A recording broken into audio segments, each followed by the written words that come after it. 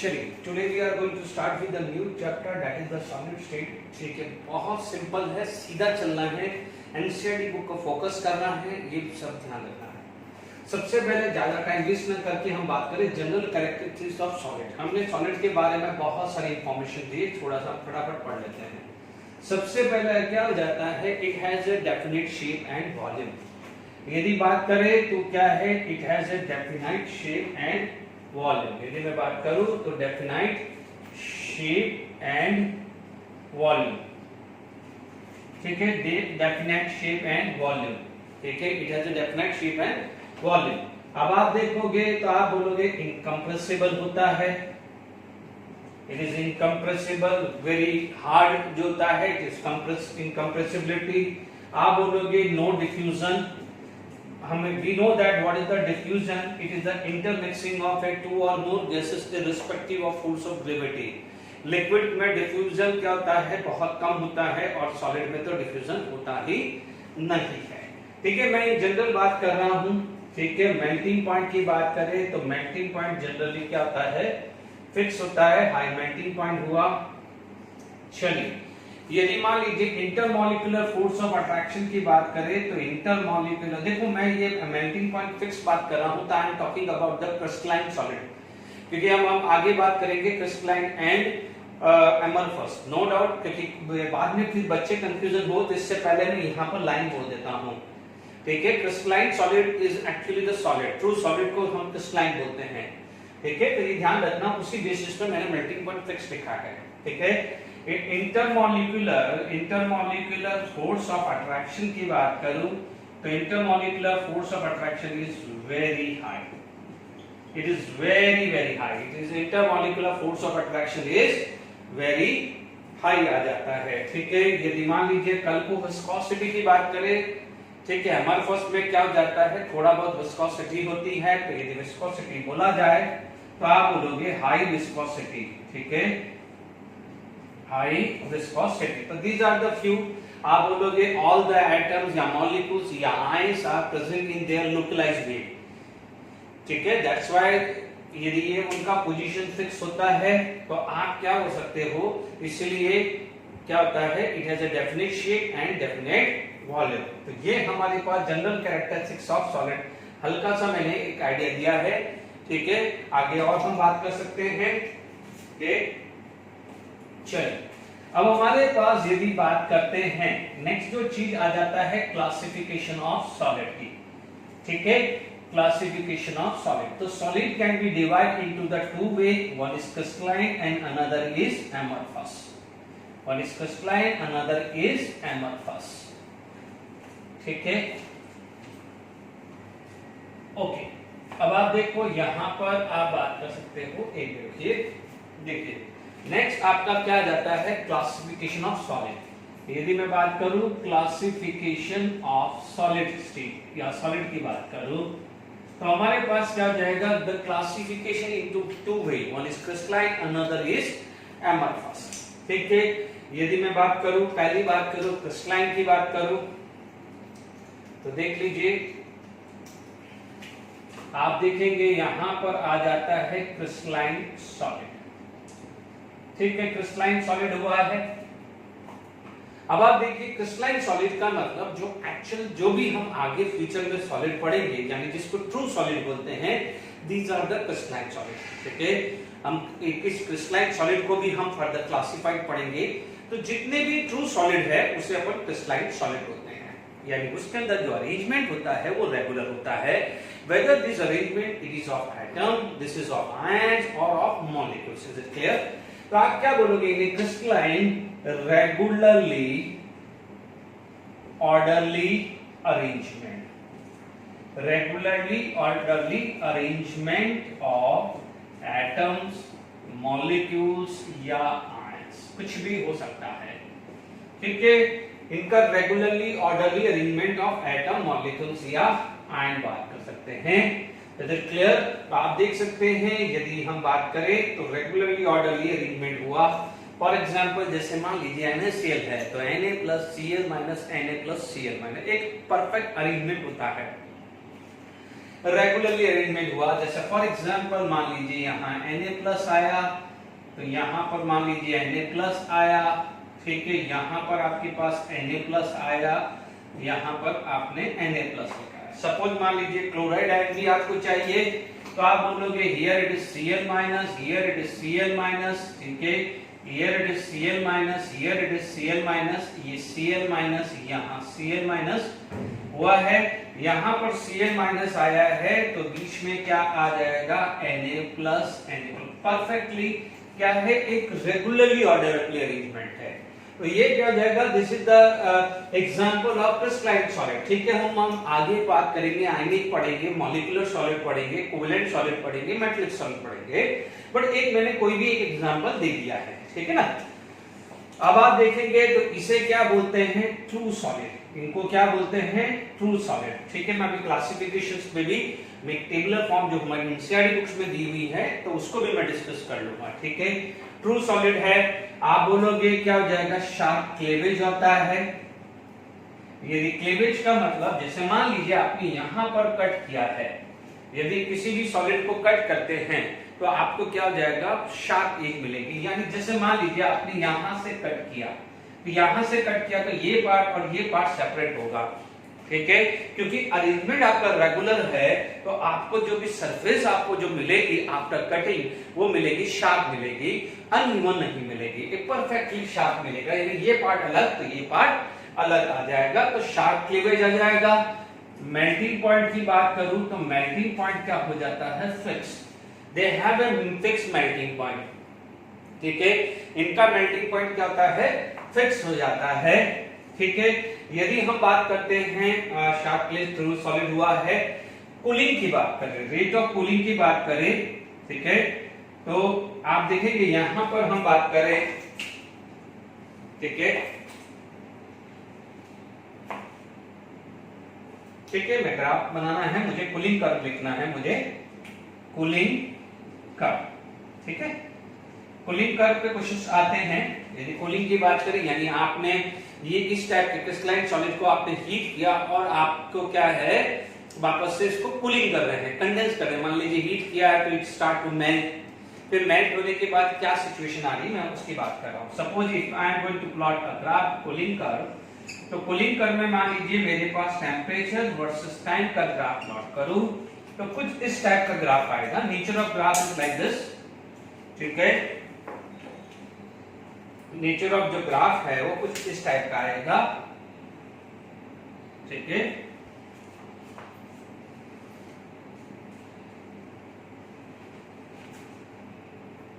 ठीक है, लगभग कुछ इस टाइप का ही मान लीजिए, ऐसा कुछ आ जाता, मान लीजिए, है ना, ऐसा कर्व आता है, बट मैंने थोड़ा सा स्ट्रेट कर दिया। यहां पर वो क्या होता है, लिक्विड होता है, यहां पर वो क्या हो जाता है, सॉलिड, यहां पर लिक्विड से वो सॉलिड, यानी दिस इज द सॉलिडिफिकेशन। यहां पर क्या हो रहा है, सॉलिडिफिकेशन, थोड़ा कर्व पॉइंट में ही होगा, नो प्रॉब्लम, मैंने थोड़ा सा सब बना दिया है, कर्व पॉइंट में ही आएगा। तो this is the cooling curve for the crystalline solid. Make sure मैं क्रिस्टलाइन की बात कर रहा हूं। ठीक है, अब आप देखो क्रिस्टलाइन के लिए और आप बात कर सकते हैं, it is known as anisotropic in nature. Crystalline solid क्या होता है, it is anisotropic in nature आ जाता है।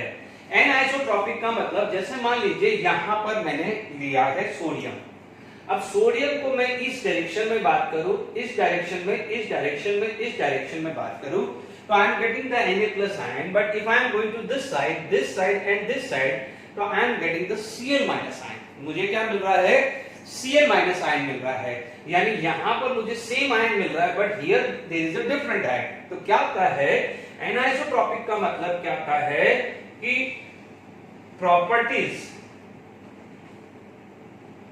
Are different in different direction, different in different direction. यानी आप क्या करोगे, अलग अलग इस डायरेक्शन में ली, इस डायरेक्शन में, इस डायरेक्शन में, इन हर डायरेक्शन में आपने प्रॉपर्टी ली। ठीक है, तो आपको क्या मिलेगा, if the properties are different in different direction, तो इसको क्या बोलते हैं, एन आइसोट्रोपिक इन नेचर। तो ध्यान रखना है कि क्रिस्टलाइन की सारी properties, some properties are different in different direction. ठीक है, मैंने यहां चेक की और यहां चेक की तो मुझे अलग अलग मिली, तो उसे क्या बोलते हैं, डिफरेंट इन डिफरेंट डायरेक्शन। तो ये बहुत इंपॉर्टेंट है, this is very important, this is very important. ये दोनों जो चीजें हैं ये काफी इंपॉर्टेंट, बाकी तो सिंपल है, इसमें से कोई बहुत बड़ा चीजें नहीं है। Is it clear? तो हमने यहाँ पर कुछ आइडिया क्रिस्टलाइन सॉलिड के बारे में बात कर ली है। It is anisotropic in nature, make sure crystalline में क्या है, नॉट ऑल, सम प्रॉपर्टीज, आप बोलोगे सम प्रॉपर्टीज आर डिफरेंट, ठीक है, सम प्रॉपर्टीज, ठीक है। तो कोई एक्सक्लूसिव्स का एग्जांपल लिखिए कि कौन कौन सी प्रॉपर्टीज है, आपको कोई दिमाग मत लगाइएगा प्लीज, है ना, ध्यान दीजिएगा। अब आप देखिए यहाँ पर आपके पास ये सारी चीजें आ गई है, बेसिक चीजें आ गई है, ठीक है। यदि मान लीजिए मैं यही बात करता हूं एमरफस सॉलिड का, ठीक है, मैं नेक्स्ट जो एग्जांपल ले लेता हूं एमरफस सॉलिड, ठीक है। तो एमरफस क्या हो जाएगा, इसका उल्टा हो जाएगा, ठीक है। एमरफस में क्या हो जाएगा, सबसे पहली बात आएगी इर्रेगुलर अरेंजमेंट आ जाएगा, अरेंजमेंट इज इर्रेगुलर, ठीक है।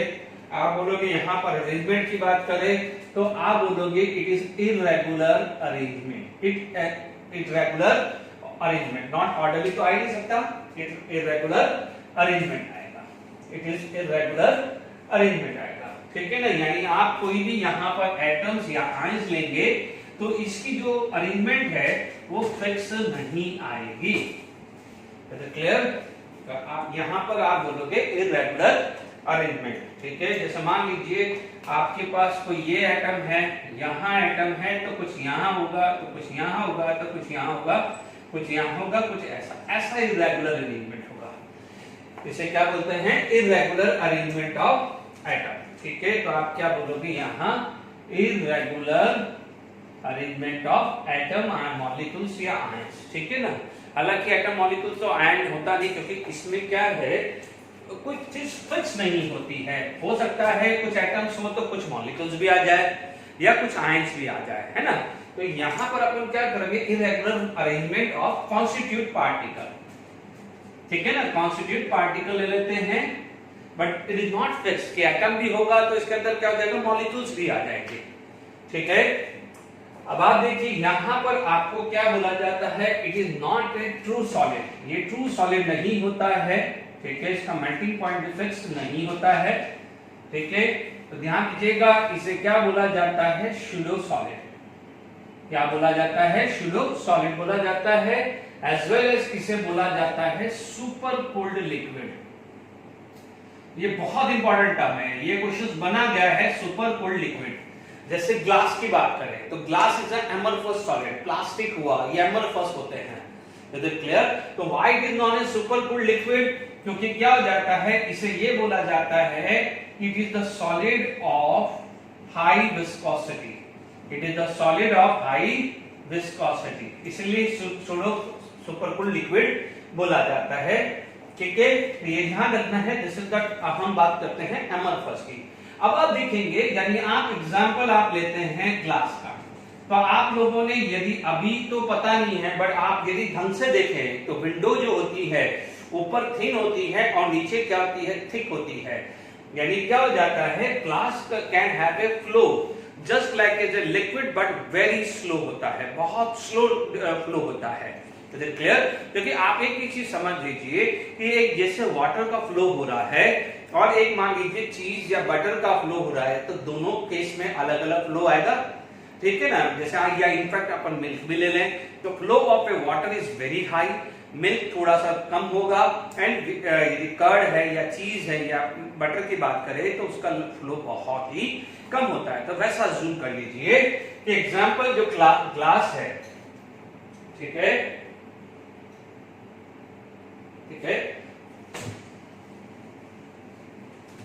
ठीक है। पहले ग्लास का लिख देता हूं कि ग्राफ बना देता हूं मैं अलग से, है ना। तो यहां पर इसका ग्राफ आ जाता, पहले इसके बारे में बात कर लेते हैं कि क्वेश्चंस बन सकते हैं इस पे ग्लास की, ठीक है। अपन ने क्या लिख दिया, ठीक है। तो ग्लास क्या हो जाएगा, it is known as super cooled liquid. यदि ग्लास को बात करें तो बॉटम पे क्या होता है, थिक होता है, और क्या जाएगा टॉप पे जो क्या जाएगा, थिन होता है। क्योंकि क्या माना जाता है, water glass is a super cooled liquid, उसकी फ्लो एबिलिटी लिक्विड जैसे तो नहीं है बट थोड़ी बहुत तो है, क्लियर? तो ये इंपॉर्टेंट पॉइंट है, ठीक है। अब आप देखिए यहां पर आप देखेंगे, देखिए जब यहां पर अनइवन है, आपने यहां से कट किया, जैसे मान लीजिए मैंने यहां से कट किया, तो कैन यू इमेजिन आपको क्या मिलेगा? कुछ शार्प एज मिलेगी? नहीं, अनइवन मिलेगी। क्या मिलेगी? अनइवन मिलेगी। तो आपको क्या मिल जाएगा? यहां पर अनइवन क्लेवेज, ठीक है, या आप इसको क्या बोल सकते हैं? No sharp cleavage. Uneven cleavage मिलेगा यानी नो शार्प क्लेवेज मिलेगा, ठीक है। मेल्टिंग पॉइंट की बात करें तो आप बोलोगे नॉट फिक्स, क्योंकि बच्चों अरेंजमेंट ही इरेगुलर है। अरेंजमेंट ही इरेगुलर है तो फोर्स ऑफ अट्रैक्शन है वो भी तो इरेगुलर ही होगा, कहीं जगह ज्यादा होगा तो कहीं जगह कम होगा। तो इसीलिए जो मेल्टिंग पॉइंट जो होता है वो इन टाइप के सॉलिड का कोई फिक्स नहीं होता है। तो ये भी ध्यान रखना है। यदि मैं कूलिंग कर्व की बात करूं, यदि मैं कूलिंग कर्व की बात करूं, no doubt I am going to plot a graph between temperature versus time. यदि मैं टेम्परेचर वर्सेस टाइम का ग्राफ प्लॉट करूं तो लगभग इसमें कोई नहीं आता है, वो ऐसे ही आता है, ठीक है। दिस इज हल्का सा थोड़ा सा, यदि यहां पर आप सॉलिड की बात करें, इनिशियली यहां लिक्विड की बात करें और यहां पर लिक्विड से सॉलिड का ट्रांसमिशन इसी रेंज में आ जाता है, कर्व पे क्वेश्चंस बन सकता है, कर्व पे क्वेश्चंस बनेगा। Is it clear to all of you? तो ये भी एमरफस सॉलिड की बात हो गई है। यहां पर हम बात कर रहे हैं एमरफस सॉलिड, सेकंड टाइप का था, वो पहला क्या है? क्रिस्टलाइन, फर्स्ट टाइप का था, ठीक है। अब इसके अंदर हम बात करें तो एनआइसोट्रॉपिक है, तो this is known as isotropic in nature, ठीक है।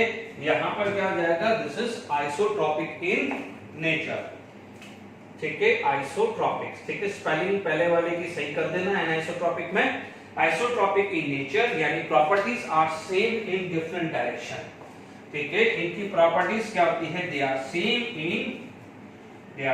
इन डिफरेंट डायरेक्शन, क्योंकि आप देखेंगे they are same in isotropic in nature, तो they are properties are same in different direction, ठीक है। क्योंकि आप देखेंगे कि मान लीजिए मेरा ये एटम है, ठीक है, मैं कितना भी डिफरेंट डायरेक्शन में जाऊं, मैं कितना भी डिफरेंट डायरेक्शन में जाऊं, क्योंकि मुझे मिलना तो एटम ही है, भले मुझे मिलना तो एटम ही है या मिलना तो मॉलिक्यूल्स ही है। Is it clear? तो आप क्या बोलोगे? Amorphous is isotropic in nature, where is this is known as, यदि मैं एमरफस की बात करूं तो इरेगुलर अरेंजमेंट हुआ, सूडो सॉलिड बोले, this is known as super cooled liquid, यानी इसको बोला जाता है solid of high viscosity. Example glass है, यदि ग्लास को देखोगे तो ग्लास को क्या है? थिक होता है, बॉटम पे थिक होता है, थिक, यानी ऐसा माना जाता है कि ग्लास धीरे धीरे क्या है? फ्लो होता है। Is it clear? Just like it uneven cleavage होगा, यानी क्लेवेज होगा तो जो है आपको शार्प एज नहीं मिलेगी, अनइवन मिलेगी, ठीक है ना। जैसे आप देख लीजिए ग्लास गलती से टूट जाता है तो आपको क्या है? इक्वली नहीं मिलता है, या आपने इंटेंसली कट किया है तो कई बार क्या हो जाएगा? अनइवन क्लेवेज आ जाता है, ठीक है। मेल्टिंग पॉइंट कोई फिक्स नहीं है। कूलिंग कर आपको बिल्कुल आपको इस टाइप का मिलेगा, यानी जैसे जैसे टाइम बढ़ेगा temperature is going to be decreases, ठीक है। तो कूलिंग कर में तो कोई दिक्कत नहीं है, ठीक है। बट वहां पर क्या था? डाउन था, बट क्या हो जाएगा? फिक्स होता है। क्यों होता है fix? Because you know melting point आएगा। मेल्टिंग पॉइंट में क्या होता है? सॉलिड से लिक्विड से क्या हो जाता है? सॉलिड, यानी फ्रीजिंग पॉइंट क्या हो जाएगा? लिक्विड से सॉलिड आ जाएगा, और सॉलिड से लिक्विड आएगा तो उसे क्या बोलेंगे? वन मेल्टिंग पॉइंट बोलेंगे। तो मेल्टिंग पॉइंट आने की वजह से क्या है? वहां पर ग्राफ क्या हो जाता है? स्ट्रेट लाइन आ जाएगा। देख लीजिए एक बार और ग्राफ देखो, यहाँ पर कोई मेल्टिंग पॉइंट फिक्स नहीं है, जबकि यदि मैं वहां का बात करूं, किसकी बात करूं? क्रिस्टलाइन की, तो क्रिस्टलाइन में क्या था? चलो सपोज ऐसे ही कर मान ले, ठीक है, आपके पास ऐसे ही कर मान ले, जैसे ये आ जाता है फिर ऐसा आ जाता है, ठीक है ना। क्योंकि यहाँ पर क्या हो जाएगा? इसमें ऐसे ही चलेगा, क्योंकि यहाँ पर कोई फिक्स मेल्टिंग पॉइंट नहीं है, जबकि वहां पर क्या है? मेल्टिंग पॉइंट फिक्स होता है। तो ये जो पॉइंट है this is consider as a freezing point बोल दें या मेल्टिंग पॉइंट बोले। सॉलिड टू लिक्विड की बात करें तो मेल्टिंग पॉइंट बात कर ले, और लिक्विड से सॉलिड की बात करें तो अपन क्या बात कर सकते हैं?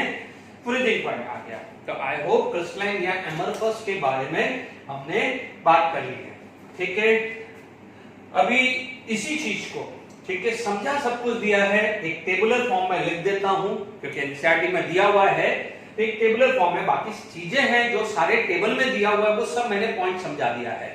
ठीक है, तो मैं एक क्या टेबल बना देता हूं, ठीक है ना, क्योंकि उसमें मैं आपका टाइम नहीं खराब करूंगा। ठीक है, तो मैं लिखूं, फटाफट से लिख देता हूं। ठीक है,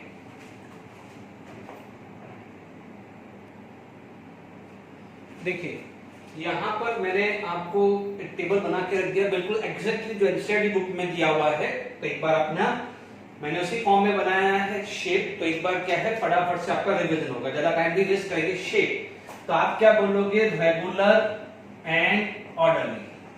the shape is regular and orderly, कोई दिक्कत नहीं। यहां पर क्या हो जाएगा, the shape is very irregular shape, irregular shape है यहां पर।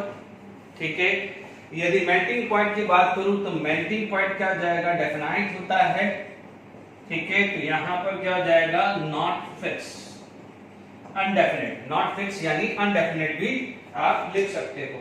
ठीक है, तो आप चाहो तो अनडेफिनेट भी या लिख सकते हैं, नॉट फिक्स। तो यहां पर आप क्या बोल सकते हैं, अनडेफिनेट या इनडेफिनेट बोल सकते हो, इनडेफिनाइट, नॉट फिक्स। ठीक है, मैंने सिंपल लैंग्वेज में लिख रहा हूं, फिर भी आपको एनसीईआरटी बुक से लिखना है तो लिख सकते हैं। मेल्टिंग पॉइंट आ जाएगा, यहां पर क्या आ जाएगा, आफ्टर कटिंग।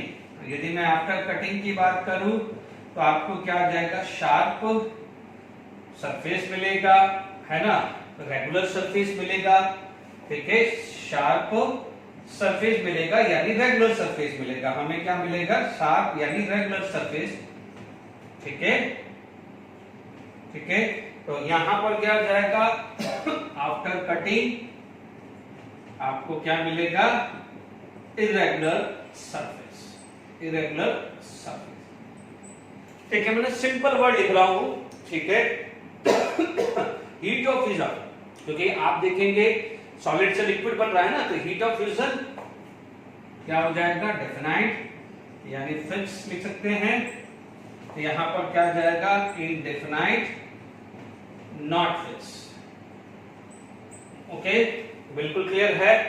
यहां पर एन आइसोट्रॉपिक इन नेचर, तो ये क्या हो जाता है, एन आइसोट्रॉपिक होता है, जबकि ये क्या होता है, आइसोट्रॉपिक होता है। इज इट क्लियर, यानी एन आइसोट्रॉपिक का मतलब in different direction, in different direction the properties are different but nature थोड़ी सी ही, some properties are different. Here isotropic in all direction the properties are same है। ठीक है, नेचर की बात करते हैं। नेचर क्या बोलते हैं, ये ट्रू सॉलिड होता है, this is known as true solid. इसे बोला जाता है सूडो सॉलिड, या आप उसको बोल सकते हैं super cooled liquid, super cooled liquid. Question number of time बने हैं, ऑर्डर ऑफ अरेंजमेंट यहां पर आ जाएगा रेगुलरली एंड ऑर्डरली। ठीक है, यहां पर इरेगुलर हो गया, बिल्कुल सिंपल शॉर्ट लैंग्वेज में मैंने ये लिख दिया है। चलो अब मैं इसके बाद आपके जो भी इंटेक्स के क्वेश्चंस हैं, टेक्स्ट बुक के जो इंटेक्स के क्वेश्चंस हैं वो मैं डिस्कस करता हूं। ठीक है, ओके, तो यहां पर हम इसकी बात करते हैं। देखिए अब हमारे पास है व्हाई आर सॉलिड रिजिड। यदि मैं सॉलिड रिजिड की बात करूं तो आप बोल सकते हैं कि it is because of intermolecular force of attraction. यदि मैं बात करूं तो सॉलिड के अंदर व्हाई सॉलिड इज रिजिड, तो आप बोलोगे due to high intermolecular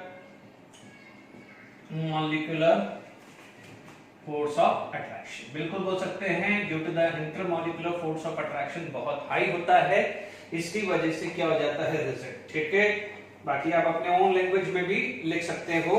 okay, why do the solid have a definite volume, तो उसका भी रीजन आप सेम ही लिख सकते हो, due to the high force of attraction. तो आप बोल सकते हैं इसमें भी 1.2 में भी बोलोगे due to high force of attraction, force of या फोर्स ऑफ अट्रैक्शन, तो आप बोलोगे कॉन्स्टिट्यूट पार्टिकल, कॉन्स्टिट्यूट पार्टिकल। ठीक है, remain at fixed position, remain at fixed position, so the volume remain constant। बिल्कुल सिंपल लैंग्वेज में आप बोल सकते हो। यदि मैं बात करूं तो नेक्स्ट आ जाता है 1.3, classify the following as a amorphous और क्रिस्टलाइन सॉलिड। ठीक है, यदि मैं 1.3 की बात करूं, आई हैव टू क्लासिफाई, ठीक है, पॉलीयूरेथीन। ठीक है, मैं पहले सबके नाम लिख देता हूं, जल्दबाजी कोई नहीं करेगा। ठीक है, पॉलीयूरेथीन, यदि मैं पहला एग्जांपल देता हूं पॉलीयूरेथेन। ठीक है, दूसरा आ जाता है नैप्थालीन, नैप्थालीन। तीसरा जो आ जाता है benzoic acid, Teflon, benzoic acid and Teflon. ठीक है, टेफ्लॉन आ गया है। उसके बाद पोटेशियम नाइट्रेट आ जाएगा, KNO3 is a potassium nitrate. ठीक है,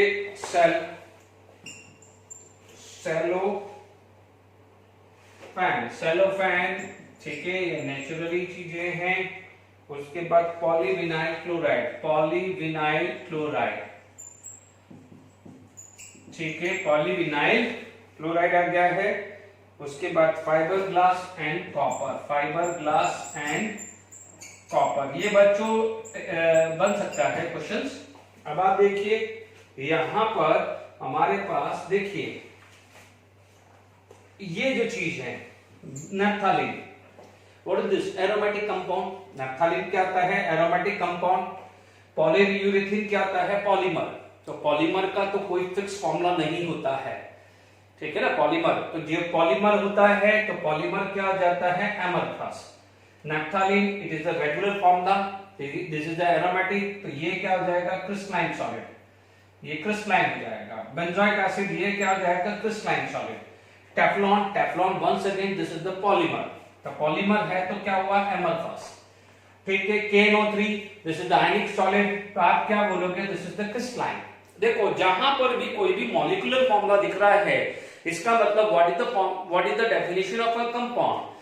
to or more atom combined together are in a definite ratio. तो कहीं भी फिक्स है, फॉर्मूला फिक्स है, डेफिनेट रेशियो है, तो वो क्रिस्टलाइन ही होगा। सेलोफोन क्या है? वंस अगेन पॉलीमरिक फॉर्म, तो ये क्या हो जाएगा? Amorphous, polyvinyl chloride, amorphous, fibre glass तो अभी अपन ने पढ़ा है एमरफस, और कॉपर क्या हो जाएगा? Crystalline solid. ठीक है, तो these are the crystalline and this is the crystalline. तो ये जो चार है ये क्रिस्टलाइन हुआ है, और ये क्या हो गया है? एमरफस। यदि इसी क्वेश्चंस को मैं इंटीजर में डालना चाहूं तो मैं डाल सकता हूं। इसमें इंटीजर में मैं क्या करूंगा? लिस्ट ऑफ द कंपोनेंट दे दूंगा, और मैं बोलूंगा how many amorphous are there या how many crystalline are there. ऐसा भी बोल सकता हूं कि if the amorphous, number of amorphous is x and number of crystalline is y, तो what is the sum of x plus y, या x minus y बोल सकता है, या समथिंग, कुछ भी, x इंटू y, जो भी बोलना चाहे वो कुछ भी क्वेश्चन बना सकता है, ध्यान दीजिएगा। ठीक है, कोई बच्चा बोलेगा कि सर x प्लस वाई तो 9 पता ही है ना, पर ठीक है, वो कुछ भी बना सकता है कि x square plus y square कर दे तो चलो, x plus y equal to 9 पता है, तो कल को बोल देगा x square plus y square, x square minus y square.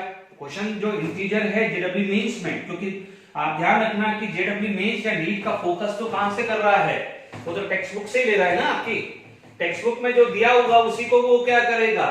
Integer में कन्वर्ट कर सकता है या एमसीक्यू में कन्वर्ट कर सकता है। तो ये गड़बड़ी नहीं होनी चाहिए। Clear to all of you? अब आप देखिए यहां पर आपके पास नेक्स्ट जो एग्जांपल आ जाता है, why the glass consider as a super cooled liquid. तो अभी हमने क्या बोला था? व्हाई द ग्लास, तो आप बोलोगे, आप 1.4 को बोलोगे why the glass can act as a super cooled liquid, तो आप क्या बोलोगे? जैसे आप क्या करोगे? If it start to melt, melting होगा, यदि उसका मेल्टिंग होगा, if it is melting, if it is melting, तो क्या हो जाएगा? Flow of a glass is like liquid but not too much, ज्यादा फ्लो नहीं है, थोड़ा सा फ्लो है, उसका फ्लो क्या है? थोड़ा सा है, इट नॉट टू मच। या बोल सकते हो, या आप बोलोगे उसकी विस्कोसिटी क्या है? हाई है, it's viscosity is high. But ठीक है, इसीलिए इसको क्या बोल सकते हैं, सुपर कोल्ड लिक्विड। क्या बोलेंगे, सुपर कोल्ड लिक्विड। ठीक है, यानी आप ऐसा समझ लीजिए, जब आइसक्रीम लेते हैं, यदि मान लीजिए आइसक्रीम काउंटर से मान लीजिए हम हमारी व्हीकल तक आते हैं, and if it is the summer season, ठीक है, तो क्या होता है उस समय जो क्या सिचुएशन हो जाती है, थोड़ा थोड़ा थिकी टाइप हो जाता है ना, थोड़ा थोड़ा फ्लो चालू हो जाता है, बट थिक वे में हो जाता है। या थिक शेक ले लीजिए, वो भी क्या हो जाएगा, थिक शेक भी सुपर कोल्ड लिक्विड की तरह बिहेव करेगा ना। ठीक है, तो 1.4 आ गया है, 1.5 आ गया है। Is it clear? If it is melting flow of a glass is like liquid but not too much, यानी उसकी विस्कोसिटी क्या होती है, हाई होती है। Refractive index of a solid is observed to have the same value along all direction. ठीक है, comment on the nature of this, यानी उसने बोला है कि refractive index is same in all direction. ठीक है, यानी आपने अभी पढ़ा था कि properties, this is the physical properties are same in all direction, यानी ये आ जाता है this is isotropic in nature. Isotropic in nature, यदि आइसोट्रॉपिक नेचर किसका होता है, एमरफस का होता है।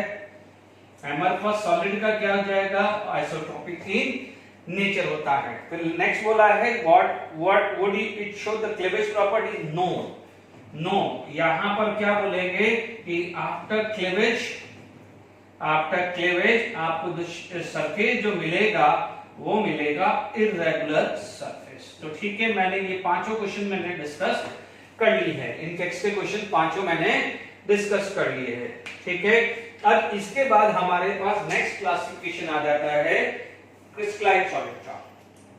ठीक है, नेक्स्ट जो है टेक्स्ट क्वेश्चंस के बाद आ जाता है क्लासिफिकेशन क्रिस्टलाइन सॉलिड का। ठीक है ना, क्योंकि जो ट्रू सॉलिड है, जितना भी हम डे टू डे लाइफ में सॉलिड पढ़ेंगे वो है क्या, these are the crystalline solid। देखिए, नो डाउट इसका भी बात करें, देखिए हमारे पास जैसी बात करें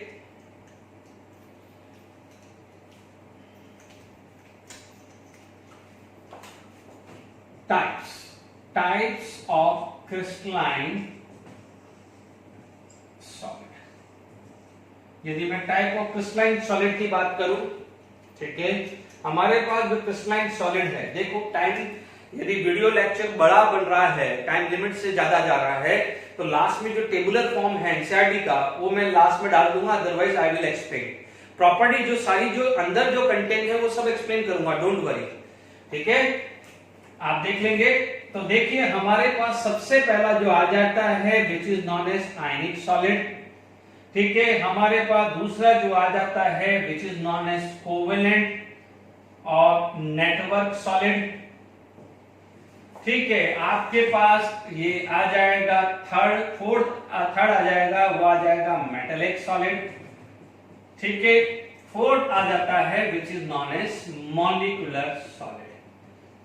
ठीक है, ये सारे के सारे ये सॉलिड आ गया है ये।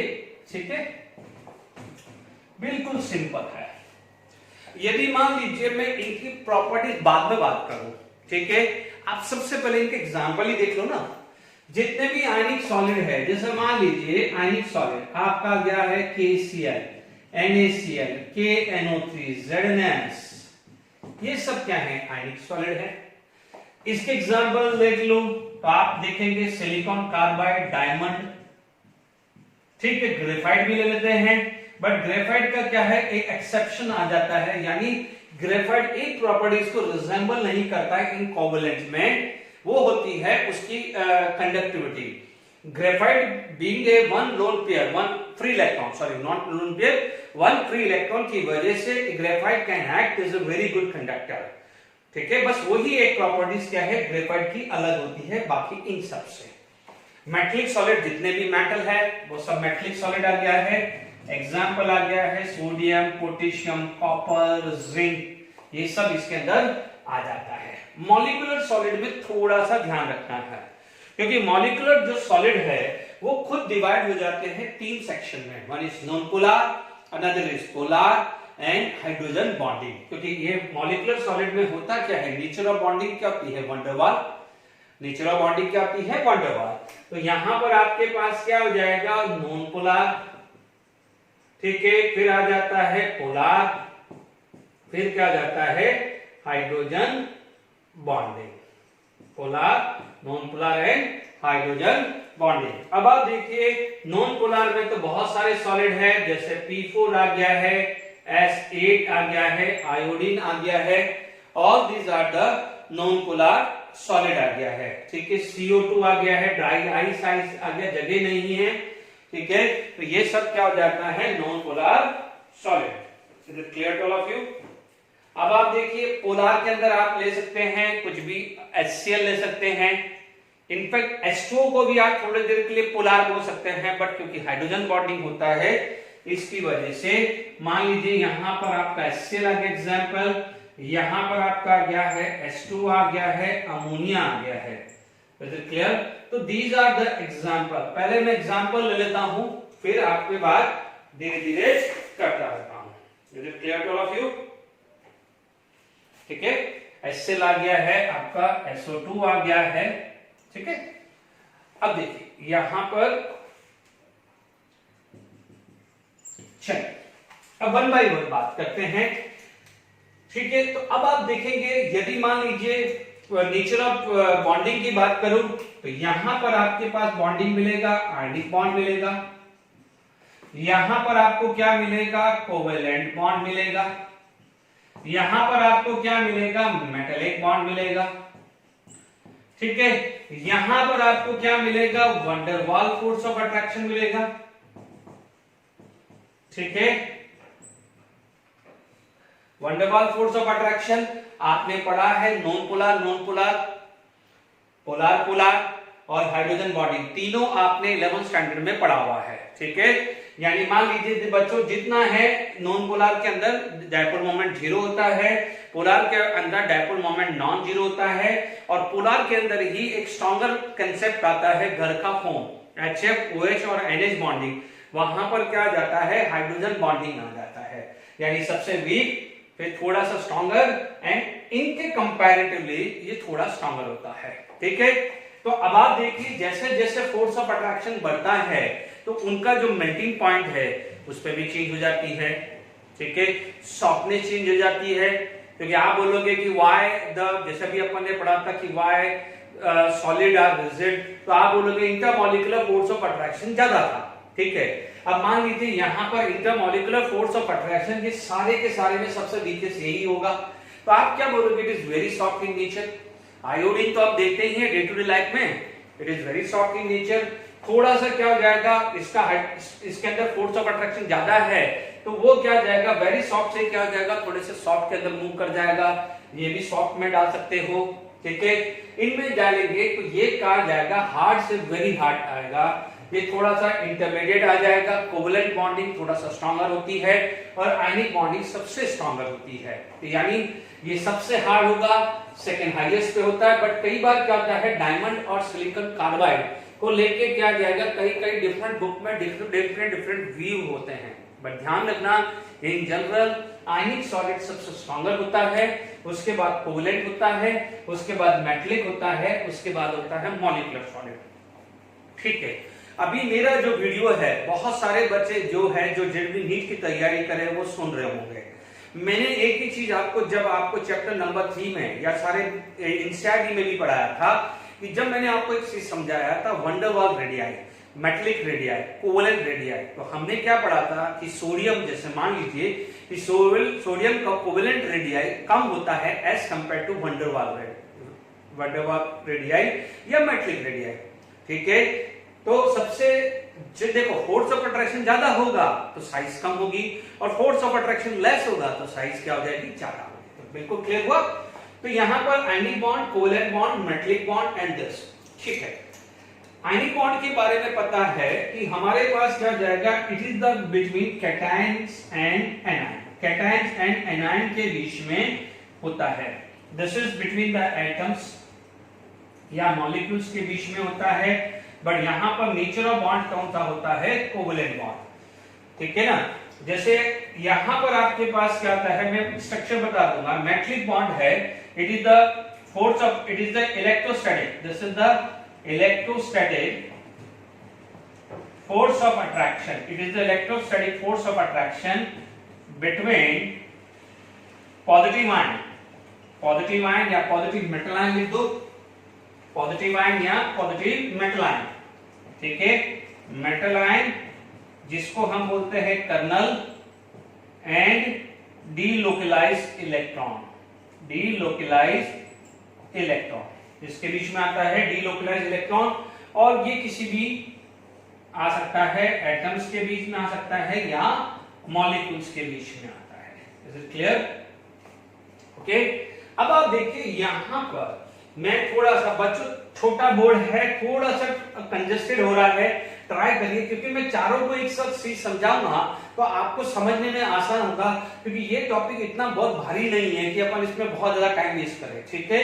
अब आप देखो कैटायन और एनायन, अभी अपन ने थोड़ी देर पहले NaCl का स्ट्रक्चर पढ़ा था, यहां पर आपके पास Na+ यानी प्लस, ठीक है, ये प्लस, मान लीजिए ये प्लस और ये प्लस है, यानी Na+ आ सकता है, K+ आ सकता है, Zn2+ आ सकता है, कुछ भी आ सकता है, इसलिए अब मैं प्लस माइनस लिख रहा हूं, ठीक है।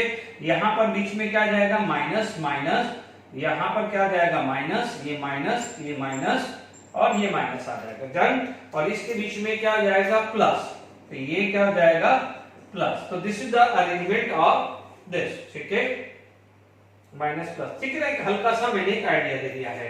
अब आप देखो, आप लोगों ने डायमंड का, ग्रेफाइट का स्ट्रक्चर स्टैंडर्ड 11 में पढ़ा होगा, तो देखो इसके अंदर क्या होता है, डायमंड या ग्रेफाइट के स्ट्रक्चर में क्या होता है, जैसे कार्बन कार्बन कार्बन कार्बन, ठीक है, तो आपके पास क्या हो जाएगा, this is the 3 dimensional structure, यहां पर 3 डायमेंशनल स्ट्रक्चर होता है, तो ये मान लीजिए डायमंड का होता है, this is the structure of diamond. तो ग्रेफाइट का भी स्ट्रक्चर क्या होता है, लाइक दिस होता है, ठीक है। तो ग्रेफाइट के अंदर क्या होता है, हाइब्रिडाइजेशन sp2 होता है, इसलिए ये किसका स्ट्रक्चर आ गया है, ग्रेफाइट का, this is the structure of graphite. तो ग्रेफाइट में क्या होता है, आपका स्ट्रक्चर ऐसा होता है, बट इन ग्रेफाइट एक इलेक्ट्रॉन फ्री रहता है, एक इलेक्ट्रॉन सब में फ्री रहता है, and because of the free electron graphite can act as a conductor.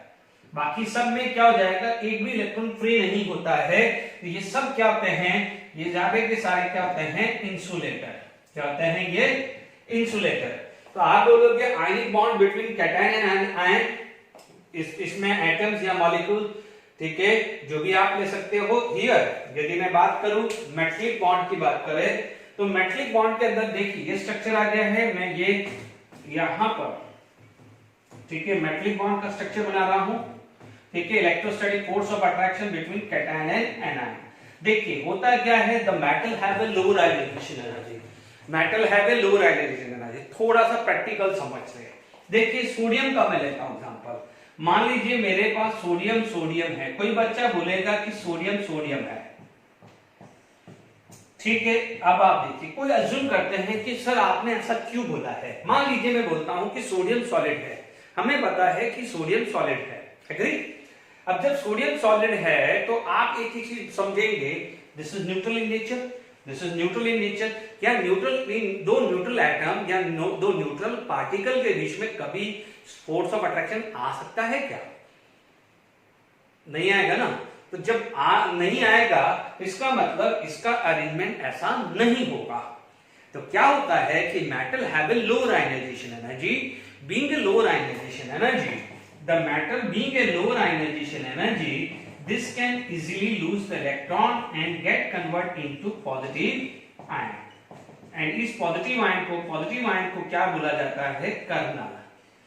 This positive ion are known as kernel, इस positive ion को क्या बोलते हैं, कर्नल। तो इसका मतलब क्या होता है कि देखिए कि अरेंजमेंट जो है, किसी भी मेटल का अरेंजमेंट इस टाइप से होता है, ठीक है। किसी मेटल का अरेंजमेंट की बात करें तो मेटल का अरेंजमेंट ऐसा होता है कि this is the structure of metal ion, this is the structure of metal ion, ठीक है। अब आप देखो between the two metal ion there is the presence of electron, between the two metal ion there is the presence of electron, clear? ये 3 dimension network होता है, ठीक है। तो अब आप देखो इस ये इलेक्ट्रॉन 2 मेटल आयन है, यानी 2 मेटल आयन है, इसके बीच में क्या है, इलेक्ट्रॉन है, and this electron are known as delocalized electron, क्योंकि इन इलेक्ट्रॉन की पोजीशन फिक्स नहीं होती है, ये बार बार मूव करते रहते हैं। अब आप देखो कि मूव कैसे करेगा, कि हो सकता है कि आपने हीटिंग दिया, जैसे मान लीजिए आपने देखा होगा कि मेटल के अंदर जब आप हीट करते हैं तो पूरा का पूरा मेटल एक साथ हीट नहीं होता। जैसे आपने एक एंड को हीट किया तो क्या हो जाएगा, धीरे धीरे हीटिंग क्या हो जाएगा, पूरे रॉड में धीरे धीरे फैलती, एक साथ नहीं फैलती। एक एंड से दूसरे एंड में जाने में टाइम लगता है। क्यों लगता है, समझिए। होता क्या है बच्चों कि जब यहां पर हीट होता है तो electron will absorb the energy, it start to vibrate. और आपको पता है ये वाले का टेम्परेचर हाई हुआ है, उसके पास वाले इलेक्ट्रॉन का टेम्परेचर लोअर है। तो what happen, because of the vibration of energy it will transfer the energy from this to this. तो जब ये गर्म था, इसका वाइब्रेशन एनर्जी ज्यादा था, उसने क्या करा, ट्रांसफर नेक्स्ट लेयर को दे दी। अब नेक्स्ट लेयर को यदि हीट ट्रांसफर होगी तो उसका वाइब्रेशन हो जाएगा, उसकी एनर्जी बढ़ जाएगी, तो फिर वो जो नेक्स्ट लेयर है वो गर्म होने लग जाएगी। ऐसे करते थर्ड लेयर, फोर्थ लेयर, ऐसे करते करते एक एंड से दूसरे एंड तक जाती है। दिस इज द वे, ठीक है। अब आप देखो इलेक्ट्रॉन कैसे है, आप समझ लीजिए कि इलेक्ट्रॉन कैसे डीलोकलाइज होता है। आपने क्या करा, सपोज ये मेटल है, मेटल को क्या है, आपने जैसे मान लीजिए इस एंड पे ये लगा दिया, ये पॉजिटिव चार्ज लगा दिया। तो अब आप देखो पॉजिटिव चार्ज लगेगा तो व्हाट हैपन, सपोज मैं थोड़ी देर के लिए मान लूं कि यहां पर ये 3 इलेक्ट्रॉन है, ठीक है। अरेंजमेंट कोशिश करते हैं, दिस इलेक्ट्रॉन यहां चला जाएगा तो यहां खाली हो जाएगा, तो ये इलेक्ट्रॉन यहां पर आ जाएगा, तो ये खाली हो जाएगा, तो ये इलेक्ट्रॉन यहां आ जाएगा, तो ये खाली हो जाएगा, यहां पर इलेक्ट्रॉन आएगा तो जगह होगा। सपोज थोड़ी देर के लिए इस पिक्चर में, इस डायग्राम में आपको 3 इलेक्ट्रॉन दिख रहे हैं। थोड़ी देर में भले यहां से इलेक्ट्रॉन चला गया है, थोड़ी देर बाद देखोगे तो भी 3 इलेक्ट्रॉन ही निकलेंगे, 10 होंगे तो 10 निकलेंगे, 15 होंगे तो 15 होंगे। इसका मतलब कि इलेक्ट्रॉन का मूवमेंट हो रहा है if we apply the electric field, but the number of electron remain same. यहां खाली हुआ, इधर चला गया, इधर खाली हुआ तो इधर से आया, तो टोटल तो 3 ही रहने वाले हैं। इस डायग्राम को देखें तो टोटल तो 3 रहने वाले हैं, बट एक इलेक्ट्रॉन अपनी एक पोजीशन से दूसरे पोजीशन मूव कर रहा है, एक पोजीशन से दूसरे पोजीशन क्या कर रहा है, मूव कर रहा है, but number of electron remain same होता है। Is it clear? इसीलिए हम क्या बोलते हैं कि metal can have are very good conductor of electricity because of flow of electron, because of flow of electron the metal have a very good conductivity. तो I hope समझ में आया होगा। तो मैंने इसके बारे में, हमने ऑलरेडी 11th स्टैंडर्ड में भी पढ़ा है, इसके बारे में भी 11th स्टैंडर्ड में पढ़ा है, तो आई डोंट थिंक सो इसमें ज्यादा तकलीफ होगी। इसमें भी केमिकल बॉन्डिंग में भी थोड़ा बहुत तो पढ़ा हुआ है, और ये भी हमने पढ़ा हुआ है केमिकल बॉन्डिंग में, ठीक है। यहां पर यदि मैं बात करूं, ठीक है, तो ये क्लियर हो गया होगा, ठीक है। तो अब आप देखिए, यदि मान लीजिए इन सब की बात करो, ठीक है, हमने गैसेस स्टेट में पढ़ा था type of force of attraction, ठीक है। हाइड्रोजन गैस है, हीलियम गैस है, hydrogen and helium are non polar in nature. तो क्या होता था, डायपोल इंड्यूस्ड डायपोल था या instantaneous dipole induced instantaneous dipole था, ठीक है। मैं एक बार जरा इन सब के डायग्राम भी एक बार देख लेता हूं, ठीक है। यदि मैं इन मॉलिक्यूलर सॉलिड की बात करूं, if I am talking about the molecular solid, ठीक है। अब मॉलिक्यूलर सॉलिड के अंदर सबसे पहला मेरा नाम आ गया है नॉन पोलर का, ठीक है। नॉन पोलर में मान लीजिए मैं हाइड्रोजन मॉलिक्यूल्स की बात कर लूं, सल्फर की बात कर सकता हूं, आयोडीन की बात कर सकता हूं, CO2 की बात कर सकता हूं। मान लीजिए मैं पोलर की बात करूं तो पोलर में क्या हुआ, HCl की बात करूं, ठीक है। तीसरा मान लीजिए मैं हाइड्रोजन बॉन्डिंग की बात करूं, तो जब हाइड्रोजन बॉन्डिंग आता है तो मेरे दिमाग में वाटर आता है, क्योंकि आपको पता है हाइड्रोजन बॉन्डिंग घर का फोन HF OH और NH बॉन्ड है, सब डिटेल में पढ़ा हुआ है, ज्यादा टाइम वेस्ट नहीं करना। अब आप देखो इसके अंदर किसी भी तरह का पोलैरिटी नहीं है, बट यहां पर यदि ये थोड़ी देर के लिए ये बन जाए तो ये क्या करेगा, यहां पर इंड्यूस कर देगा, it is going to be induce, here it is going to be induce. तो यहां पर ऑलरेडी पोलैरिटी है, यहां ऑलरेडी पोलैरिटी है, तो ध्यान दीजिए यहां पर क्या हुआ है, पोलैरिटी इंड्यूस हुई, तो ये वंडरवाल आ गया। ठीक है, तो आप इसको क्या बोल सकते हो, इसको बोल सकते हो instantaneous dipole induce instantaneous dipole. ठीक है, पहला केस क्लियर हो गया है, instantaneous dipole induce instantaneous dipole, इसको क्या बोलोगे, डायपोल डायपोल। सेकंड केस आएगा, अब आप देखो यहां पर हाइड्रोजन बॉन्डिंग की वजह से वाटर आ जाएगा,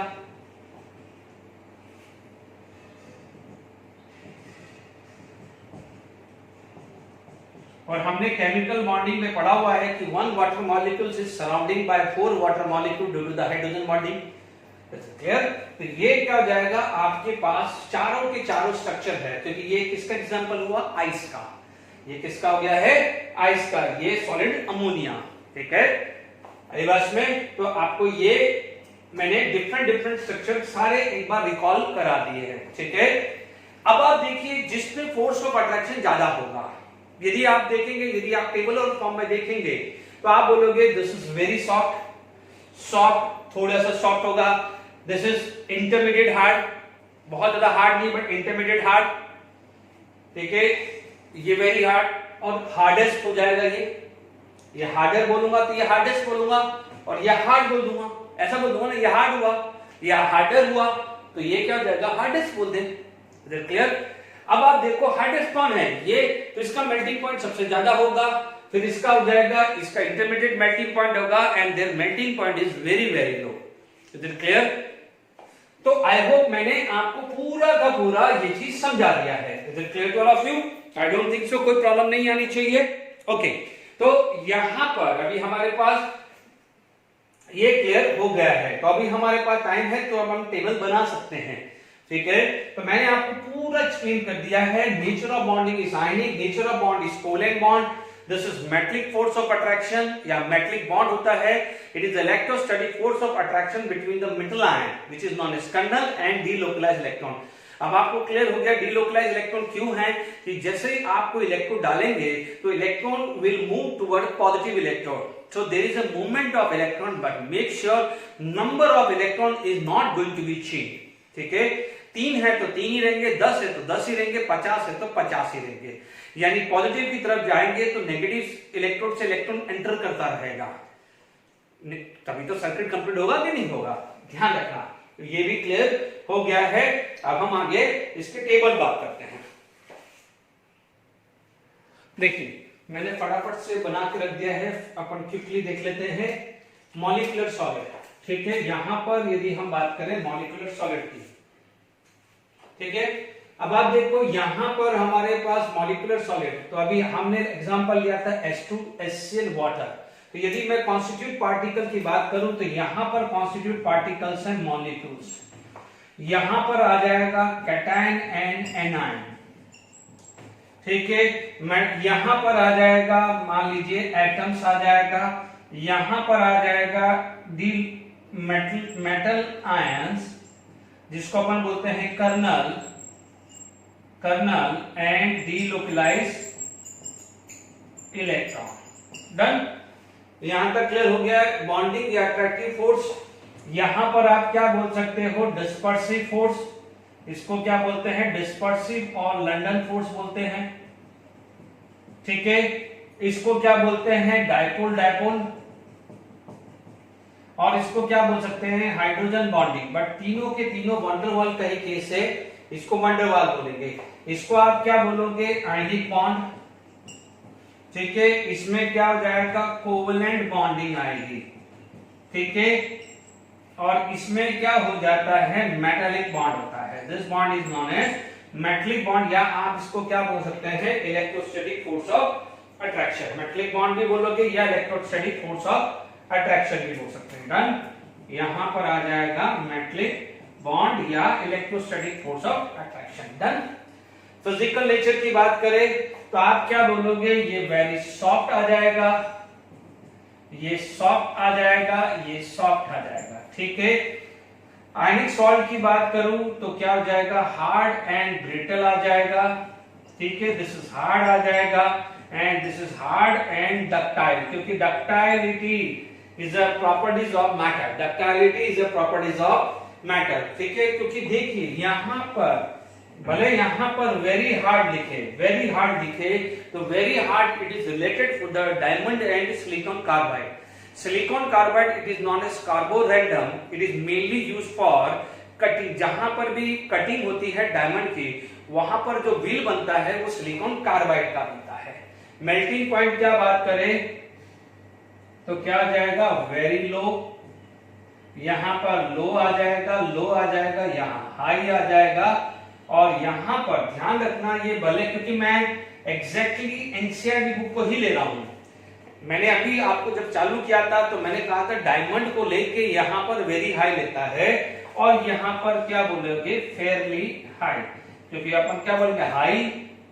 हालांकि देखो होना क्या था, हाई, हायर और हाईएस्ट होना चाहिए, बट ठीक है एनसीईआरटी बुक के हिसाब से क्योंकि वेरी हाई है। बट इन जनरल पूछें तो ध्यान रखना है, ठीक है, क्योंकि मैं फिर भी आयनिक बॉन्ड को ही प्रायोरिटी दूंगा। ठीक है, ionic bond is stronger as compare to covalent bond. Covalent bond सिर्फ डायमंड और ग्रेफाइट और सिलिकॉन कार्बाइड को लेके वेरी हाई बोल रहा है। कंडक्टिविटी, ये सब क्या है, इंसुलेटर हैं, सारे के सारे इंसुलेटर हैं। ठीक है, सब में इंसुलेटर हैं। ठीक है, आप बोलोगे यहां पर यदि सॉलिड फॉर्म है, सॉलिड फॉर्म में वो इंसुलेटर है ना, और मोल्टन फॉर्म, मोल्टन, देखिए ध्यान दीजिए, इलेक्ट्रोलिसिस ऑफ NaCl किया हुआ है, एक्वस फॉर्म और मोल्टन फॉर्म। तो यदि मोल्टन फॉर्म है, मोल्टन या एक्वस, तो ये होता है कंडक्टर। ठीक है, क्योंकि Na+Cl- आता है ना, जब वो सॉलिड है तो force of attraction is very high, it is not dissociate in terms of ion, but if it is molten form या फ्यूज फॉर्म या एक्वस फॉर्म, Na+Cl- आएगा। आपने इलेक्ट्रोड लगाया था कि A for anion, A for anode पे attract हुआ था, C for cation, C for cathode पे अट्रैक्ट हुआ था ना, तो अपन ने वहां मोल्टन फॉर्म भी ली थी और एक्वस फॉर्म भी ली थी। तो आप बोलोगे molten NaCl conductor, aqueous NaCl conductor, but solid NaCl तो आप बोल दोगे इंसुलेटर। ध्यान रखना है, ठीक है। ये तो इंसुलेटर है, बट सिर्फ इंसुलेटर है, बट ग्रेफाइट। ठीक है, एक्सेप्शन कौन सा है, ग्रेफाइट। ग्रेफाइट क्या होता है, conductor. Graphite is a conductor because of 1 electron. ठीक है, तो they are very good conductor. ये क्या होता है, ये वेरी गुड कंडक्टर होता है due to the flow of electron, delocalized electron था ना। ठीक है, एग्जाम्पल नॉन पोलर में तो अभी पढ़ लिए हैं, हाइड्रोजन ले लिया है P4I2CO2। ठीक है, S8 आ गया है, इसमें आ गया है HCl, ये सल्फर डाइऑक्साइड HCl, यहां वाटर अमोनिया ले लिया। आयनिक सॉलिड में आप ले सकते हैं NaCl, KCl, caesium chloride ZnS। ठीक है, CaF2, Na2O, जो भी एग्जांपल लेना है ले सकते हो। कोवेलेंट में लिख दिया है सिलिकॉन कार्बाइड, डायमंड आ गया, ग्रेफाइट आ गया, तो these are the example of this. ठीक है, मेटलिक में ले सकते हो सोडियम, पोटेशियम, कॉपर, जिंक, बहुत सारे आ सकते हैं। तो मेरे को टाइम था तो फटाफट से पूरा टेबल भी एक बार रिवाइज करवा दिया है। Is it clear to all of you? अब आप देखिए फटाफट से 5 मिनट के अंदर हम जो टेक्स्ट बुक के इंटेक्स क्वेश्चंस है वो मैं फटाफट करा देता हूं। ठीक है, देखिए 1.6 में है, हम आपको फटाफट से मैंने नोट कर दिया है, क्लासिफाई करना है। क्वेश्चन 1.6 का क्लासिफाई डिफरेंट सॉलिड। K2SO4 ये आपका आ जाएगा आयनिक सॉलिड। एसिड जो है आप इसको क्या कर सकते हैं, टिन है तो आप मेटलिक में डाल दीजिए, हालांकि ये मेटलॉइड होता है। ठीक है, बेंजीन है तो बेंजीन क्या जाता है, नॉन पोलर, नॉन पोलर में डाल दीजिए, non polar molecular solid, non polar molecular solid. Urea है, यूरिया क्या होता है, पोलर, तो आप यूरिया को हाइड्रोजन बॉन्डिंग में भी डाल सकते हैं, हाइड्रोजन बॉन्डिंग में मॉलिक्यूलर सॉलिड आ गया है। Is it clear? Ammonia hydrogen bonding वाले में डाल सकते हैं, वाटर हाइड्रोजन बॉन्डिंग वाले में डाल सकते हैं, hydrogen bonding molecular solid. ZnS आप इसको क्या डालेंगे आयनिक में, ग्रेफाइट आप डालेंगे कोवेलेंट और नेटवर्क, ठीक है। रूबिडियम आप बोलोगे ये मेटलिक सॉलिड है। आर्गन जो है वो नॉन पोलर में आता है, ठीक है। सिलिकॉन कार्बाइड तो ये आ जाएगा कोवेलेंट और नेटवर्क, ठीक है। अब आप देखिए कई जगह इसको देखो हाइड्रोजन बॉन्डिंग नहीं लेगा तो ये खासकर ये दोनों को ये पोलर में डालते हैं, बट मैं इसको हाइड्रोजन बॉन्डिंग लूंगा क्योंकि NH बॉन्ड है। Is it clear? 1.7 solid A is a very hard electrical insulator in solid as well as in molten state and melt at extremely high temperature. What type of a solid? ठीक है, यदि मैं बात करूं तो ये किसकी बात आ रही है, मेटलिक सॉलिड की। इंसुलेटर सॉरी इंसुलेटर बोल रहा है ना, तो देखिए solid A is a very hard electrical insulator in solid as well as molten state and melt at a very high temperature. तो वेरी हाई टेम्परेचर पे कौन आ गया है, कोवेलेंट सॉलिड। कौन आया वेरी हाई टेम्परेचर पे, कोवेलेंट सॉलिड, कोवेलेंट और network solid. Is it clear? तो ये समझ में आ गया है।